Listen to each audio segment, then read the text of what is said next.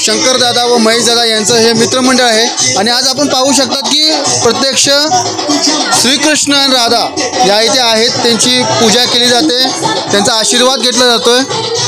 तर याच काही गोष्टी आहेत ज्या आपली संस्कृती जपतं, आपल्या संस्कृतीला वाढ देतं। आज त्याचबरोबर आपण शंकरदादा इथे आहेत आपल्याबरोबर, आपण त्यांच्याशी बोलणार आहोत या बाबतीत।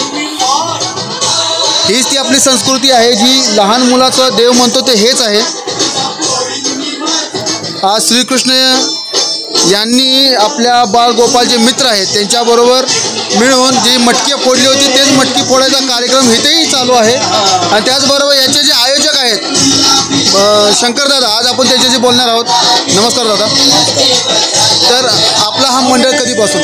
हा फार जुना मंडळ होता आमच्याकडे, तेवढी मजा नव्हती, पण आता तिथून लोक वाढले आमच्याकडे, म्हणून आता भरपूर काही लोक जमतात इकडे बघायला आणि आम्हाला पण थोडी मजा येते हंडी बांधायला। आता ही माझी तिसरी हंडी चालू आहे इकडे बांधणं। हे म्हणजे सकाळपासून आता ही तिसरी हंडी आहे? हंडी आहे माझी।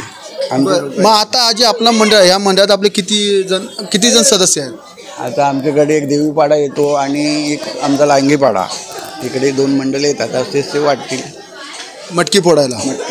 बरं, त्याचबरोबर आता जो आपण सामाजिक एक कार्य करतात याबद्दल काय सांगाल? जो आज बाळगोपाळांना काय सांगाल? माझं एक सर्वातच कुठल्या पण गोष्टीत मी नाचतो पोरांच्या संगतीला, कुठले पण कार्यक्रम असतात त्याच्यात जातो, नृत्य बोला लग्न बोला, मी हमेशा असतो त्यांच्यातील। म्हणून माझ्या घरी हे लोक आवडीने येतात, माझ्या इच्छाप्रमाणे त्यांना काय खुशी होऊन काय 1-2 हजार रुपये हंडी वगैरे देतो, बाकी काय नाही। बरं, म्हणजे थोडक्यात काय तर महेशदादा आणि शंकरदादाकडे जायचं आहे, त्यांची मटकी फोडायची आहे, ही बालगोपालांची इथली एक सर्वसाधारण एक इच्छाच असते म्हणून। हां, त्यांना कसं कामची जास्त आवड आहे।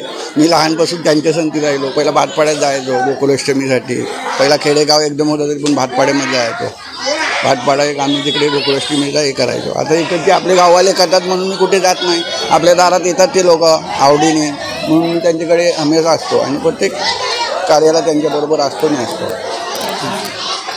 तसं एक करतोय भेंडीचं पुस्तक, गावातली सगळी पोरी छोटी येतात, 3-4 हंडी फोडून ते हे करतात दिवसभर। म्हणजे हा कार्यक्रम चालूच असतो? हो, 4-5 हंडी आमची कायमची असते।